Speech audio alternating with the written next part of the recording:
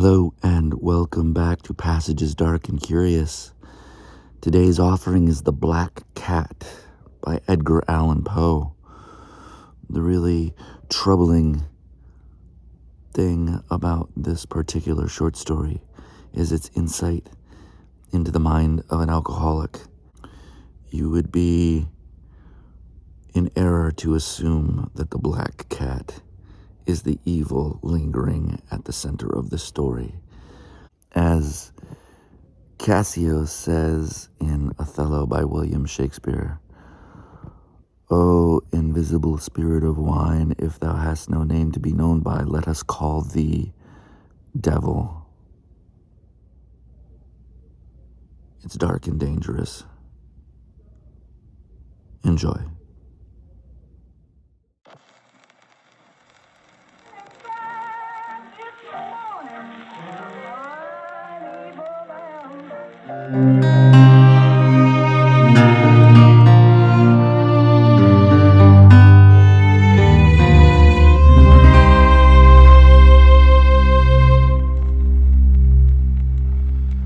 The Black Cat by Edgar Allan Poe.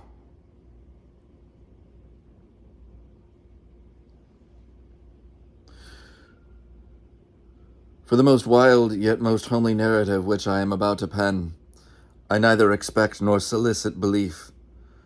Mad indeed would I be to expect it, in a case where my very senses reject their own evidence. Yet mad I am not, and very surely do I not dream. But tomorrow I die, and today I would unburden my soul.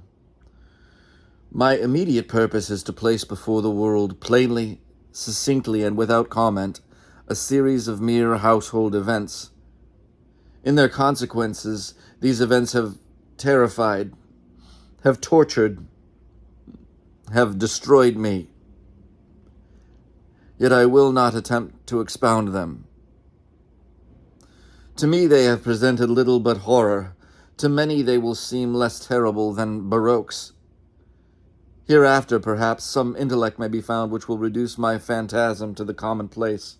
Some intellect more calm, more logical, and far less excitable than my own, which will perceive, in the circumstances I detail with awe, nothing more than an ordinary succession of very natural causes and effects. From infancy, I was noted for the docility and humanity of my disposition. My tenderness of heart was even so conspicuous as to make me the jest of my companions. I was especially fond of animals, and was indulged by my parents with a great variety of pets. With these I spent most of my time, and never was so happy as when feeding and caressing them.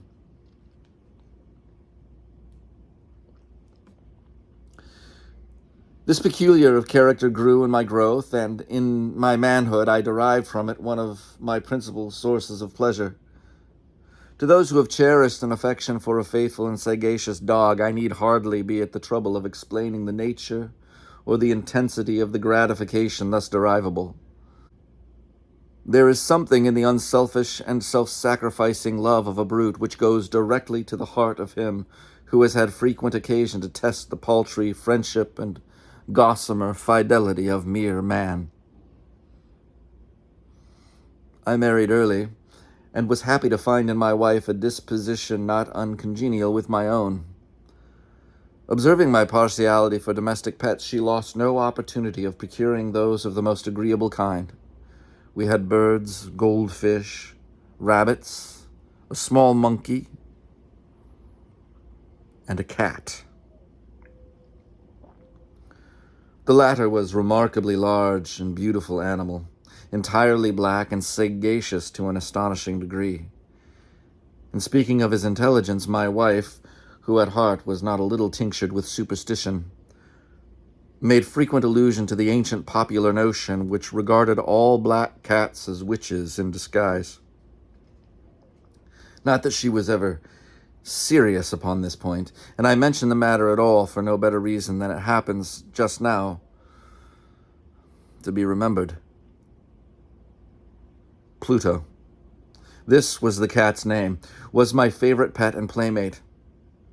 I alone fed him, and he attended me wherever I went about the house. It was even with difficulty that I could prevent him from following me through the streets.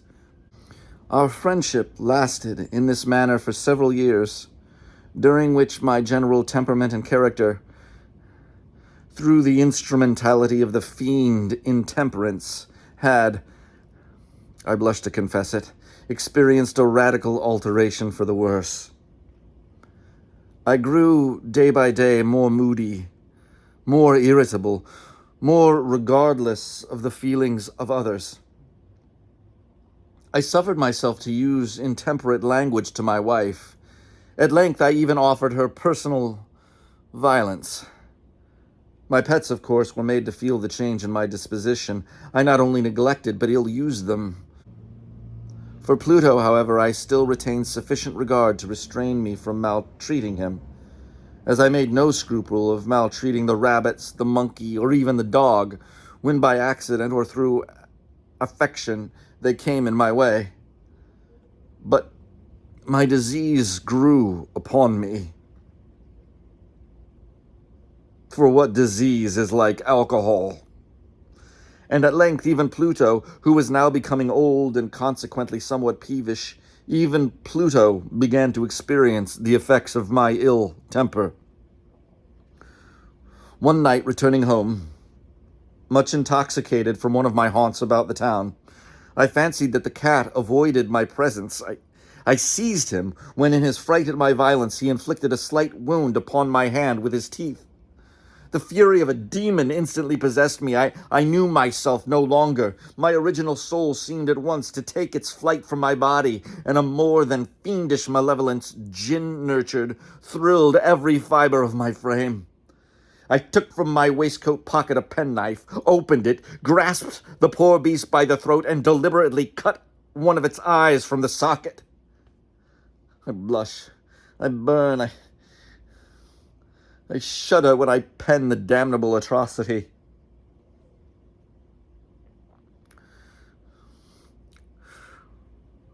When reason returned with the morning, when I had slept off the fumes of the night's debauch, I experienced a sentiment half of horror, half of remorse for the crime of which I had been guilty.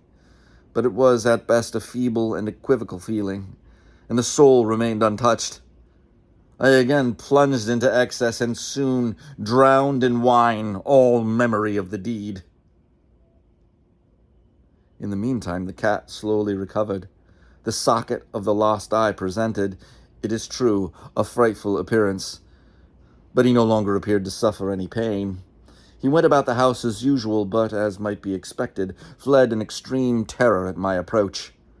I had so much of my old heart left as to be at first grieved by this evident dislike on the part of a creature which had once so loved me. But this feeling soon gave place to irritation, and then came, as if to my final and irrevocable overthrow, the spirit of perverseness. Of this spirit philosophy takes no account, yet I am not more sure that my soul lives than I am that perverseness is one of the primitive impulses of the human heart, one of the indivisible primary faculties or sentiments which give direction to the character of man. Who has not 100 times found himself committing a vile or a stupid action for no other reason than because he knows he should not? Have we not a perpetual inclination, in the teeth of our best judgment, to violate that which is law, merely because we understand it to be such? This spirit of perverseness, I say, came to my final overthrow. It was this unfathomable longing of the soul to vex itself, to offer violence to its own nature, to do wrong for wrong's sake only, that urged me to continue and finally to consummate the injury I had inflicted upon the unoffending brute. One morning, in cold blood, I slipped a noose about its neck and hung it to the limb of a tree. Hung it with the tears streaming from my eyes and with the bitterest remorse at my heart. Hung it because I knew that it had loved me, and because I felt it had given me no reason of offense. Hung it because I knew that in so doing I was committing a sin, a deadly sin that would so jeopardize my immortal soul as to place it, if such a thing were possible, even beyond the reach of the infinite mercy of the most merciful and most terrible God. On the night of the day on which this cruel deed was done, I was aroused from my sleep by the cry of fire. The curtains of my bed were in flames. The whole house was blazing. It was with great difficulty that my wife, a servant, and myself made our escape from the conflagration. The destruction was complete. My entire worldly wealth was swallowed up, and I resigned myself thenceforward to despair.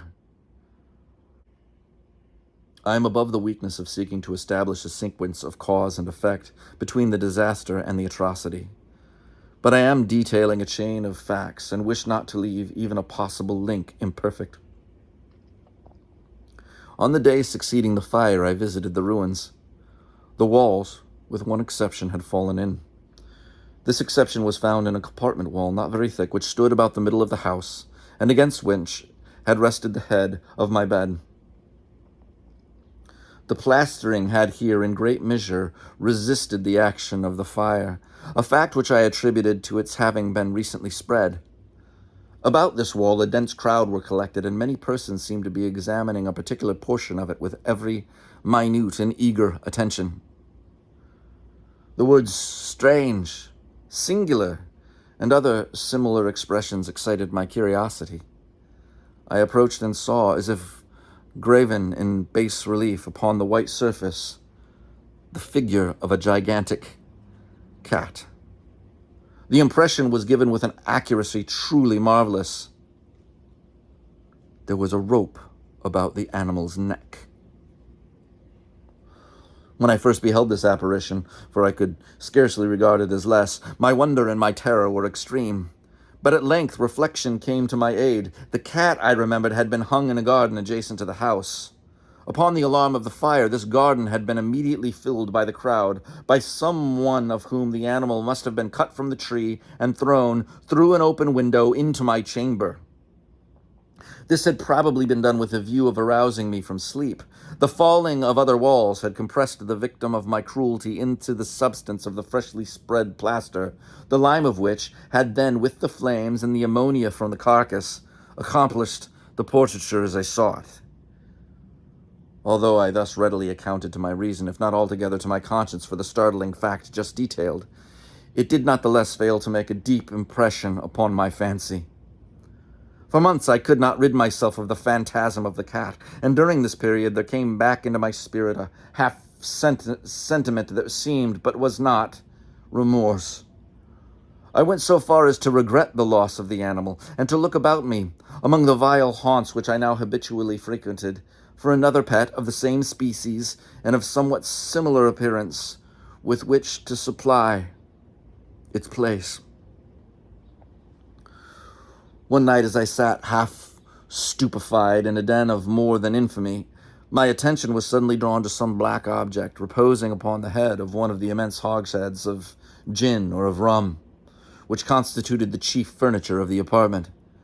I had been looking steadily at the top of this hogshead for some minutes, and what now caused me surprise was the fact that I had not sooner perceived the object thereupon. I approached it and touched it with my hand. It was a black cat, a very large one, fully as large as Pluto, and closely resembling him in every respect but one. Pluto had not a white hair upon any portion of his body, but this cat had a large, although indefinite, splotch of white, covering nearly the whole region of the breast. Upon my touching him, he immediately rose, purred loudly, rubbed against my hand, and appeared delighted with my notice. This, then, was the very creature of which I was in search. I at once offered to purchase it of the landlord, but this person made no claim to it, knew nothing of it, had never seen it before.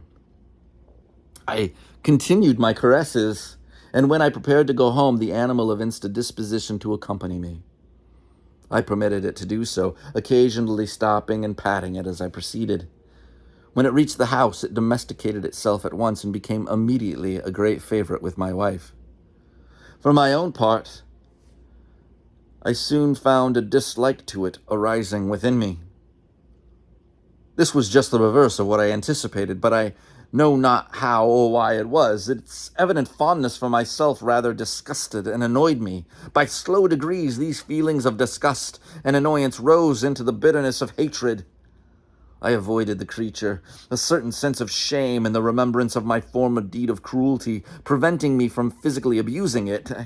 I did not for some weeks strike or otherwise violently ill-use it, but gradually, very gradually, I came to look upon it with an unutterable loathing and to flee silently from its odious presence as from the breath of a pestilence. What added, no doubt, to my hatred of the beast was the discovery, on the morning after I brought it home, that, like Plato, it also had been deprived of one of its eyes. The circumstance, however, only endeared it to my wife, who, as I have already said, possessed in a high degree that humanity of feeling which had once been my distinguishing trait, and the source of many of my simplest and purest pleasures. With my aversion to this cat, however, its partiality for myself seemed to increase. It followed my footsteps with a pertinacity which it would be difficult to make the reader comprehend. Whenever I sat, it would crouch beneath my chair or spring upon my knees, covering me with its loathsome caresses. If I arose to walk, it would get between my feet and thus nearly throw me down, or, fastening its long and sharp claws into my dress, clamber in this manner to my breast. At such times, although I longed to destroy it with a blow, I was yet withheld from doing so. Partly by a memory of my former crime, but chiefly, let me confess it at once, by absolute dread of the beast. This dread was not exactly a dread of physical evil, and yet I should be at a loss how otherwise to define it. I am almost ashamed to own, yes, even in this felon's cell, I am almost ashamed to own that the terror and horror with which the animal inspired me had been heightened by one of the merest chimeras it would be possible to conceive. My wife had called my attention more than once to the character of the mark of white hair, of which I have spoken, and which constituted the sole visible difference between the strange beast and the one I had destroyed. The reader will remember that this mark, although large, had been originally very indefinite, but by slow degrees nearly imperceptible, and which for a long time my reason struggled to reject as fanciful, it had at length assumed a rigorous distinctness of outline. It was now the representation of an object that I shudder to name, and for this, above all, I loathed and dreaded and would have rid myself of the monster had I dared. It was now, I say, the image of a ghastly thing, of the gallows. O mournful and terrible engine of horror and of crime, of agony and of death! And now was I indeed wretched beyond the wretchedness of mere humanity, and a brute beast, whose fellow I had contemptuously destroyed, a brute beast to work out for me, a man, fashioned in the image of high God. So much of insufferable woe. Alas, neither by day nor by night knew I the blessing of rest any more. During the former, the creature left me no moment alone, and in the latter I started hourly from dreams of unutterable fear to find the hot breath of the thing upon my face, and its vast weight an incarnate nightmare that I had no power to shake off, incumbent eternally upon my heart. Beneath the pressure of torments such as these, the feeble remnant of the good within me succumbed. Evil thoughts became my sole intimates, the darkest and most evil of thoughts. The moodiness of my usual temper increased to hatred of all things and of all mankind, while from the sudden, frequent, and ungovernable outbursts of a fury to which I now blindly abandoned myself, my uncomplaining wife, alas, was the most usual and the most patient of sufferers. One day she accompanied me upon some household errand into the cellar of the old building which our poverty compelled us to inhabit. The cat, followed me down the steep stairs, and nearly throwing me headlong, exasperated me to madness. Uplifting an axe, and forgetting in my wrath the childish dread which had hitherto stayed my hand, I aimed a blow at the animal, which, of course, would have proved instantly fatal had it descended as I wished. But this blow was arrested by the hand of my wife. Goaded by the interference into a rage more than demoniacal, I withdrew my arm from her grasp and buried the axe in her brain. She fell dead upon the spot without a groan. This hideous murder accomplished, I set myself forthwith, and with entire deliberation, to the task of concealing the body. I knew that I could not remove it from the house, either by day or by night, without the risk of being observed by the neighbors. Many projects entered my mind. At one period, I thought of cutting the corpse into minute fragments and destroying them by fire.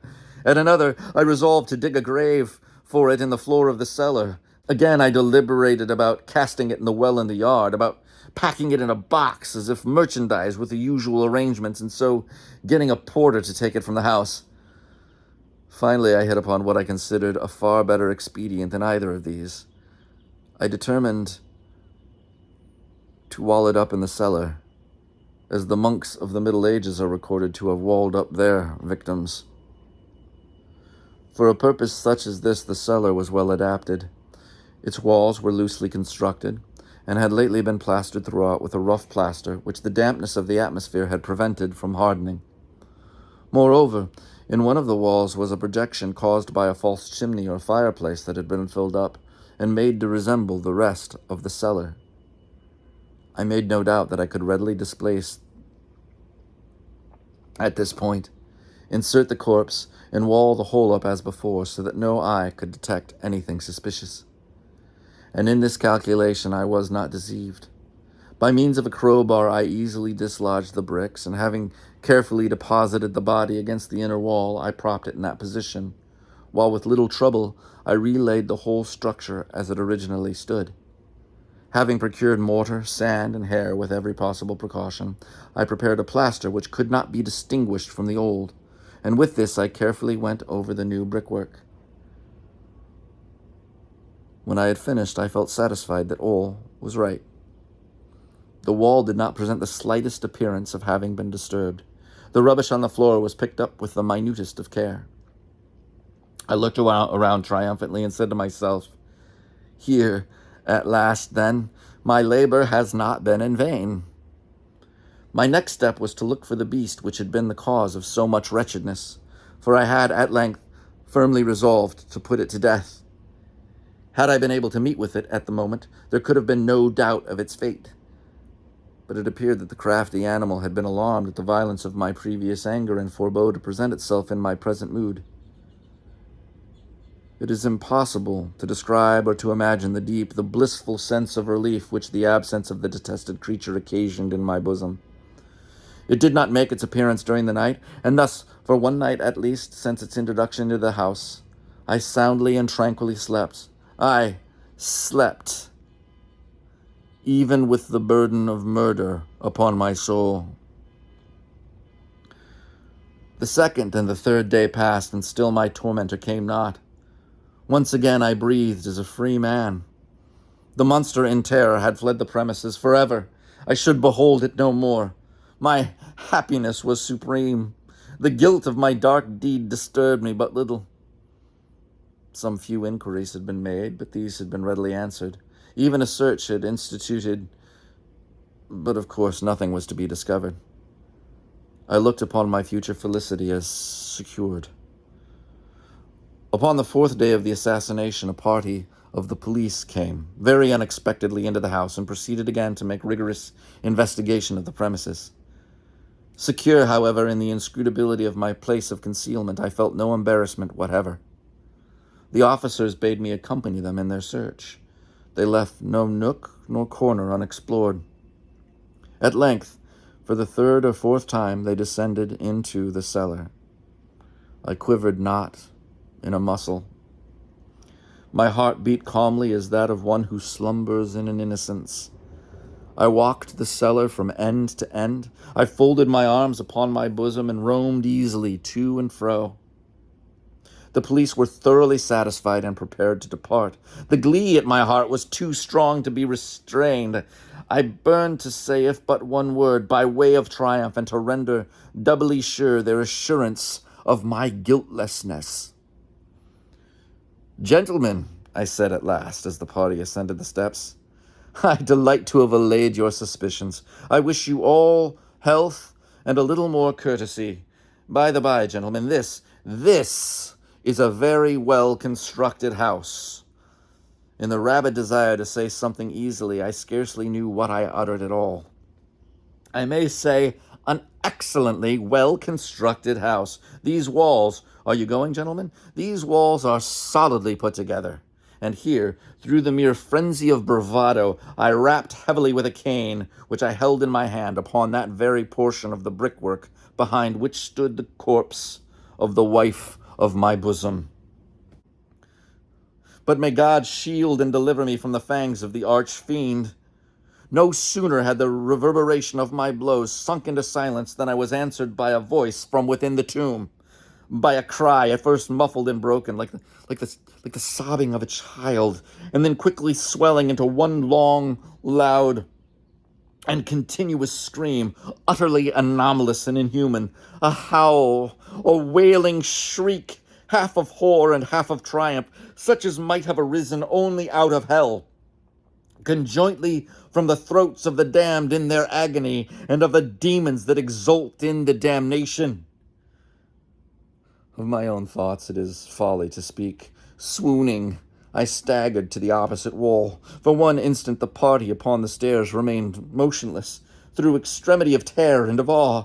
In the next, a dozen stout arms were toiling at the wall. It fell bodily. The corpse, already greatly decayed and clotted with gore, stood erect before the eyes of the spectators. Upon its head, with red extended mouth and solitary eye of fire, sat the hideous beast whose craft had seduced me into murder, and whose informing voice had consigned me to the hangman.